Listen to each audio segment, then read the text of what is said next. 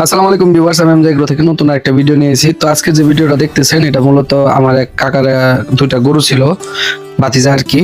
তো ভাতিজা গরু দুটা কিনছিল 1,45,000 টাকা দিয়া, এবং 5 মাস পরে এই গরুটি 6 মাস পরে, সরি 6 মাস পরে গরুগুলো বিক্রি করলো 2,45,000 টাকা।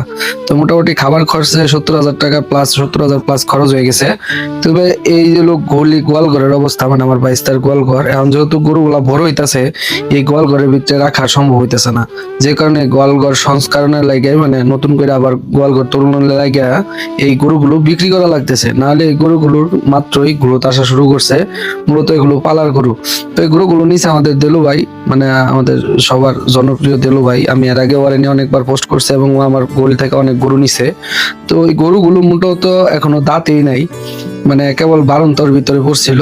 বাইশটা যেহেতু ছোট গোয়াল ঘর, এই যে বাইশটারে দেখতেছেন, ছোট গোয়াল ঘরের জন্য এই গরুগুলো রাখা খুব কঠিন হয়ে গেছে। এবং 5 মাসে গরুগুলোর গ্রোথ মাশাআল্লাহ অনেকটা সুন্দর আসছে। তবে এই গরুগুলো যদি আর কিছুদিন রাখা যেত তাহলে এর গ্রোথটা আরো ভালো হইতো। আর সর্বোপরি সব কথা মিলে হলো যাই হয়েছে আলহামদুলিল্লাহ, মোটামুটি একটা প্রফিট আসছে। 50,000 টাকার মতো আর কি প্রফিট হয়েছে।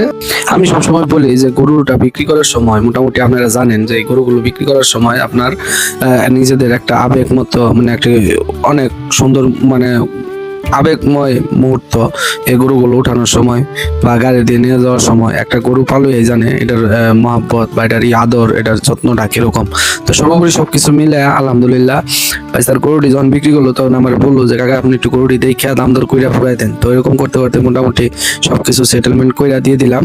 তো গরুগুলা যে কুয়ালেই যাক, ভালো থাকুক সুস্থ থাকুক। দেখা অন্য কোনো ভিডিওতে। সবাই ভালো থাকবেন, সুস্থ থাকবেন। আসসালামু আলাইকুম।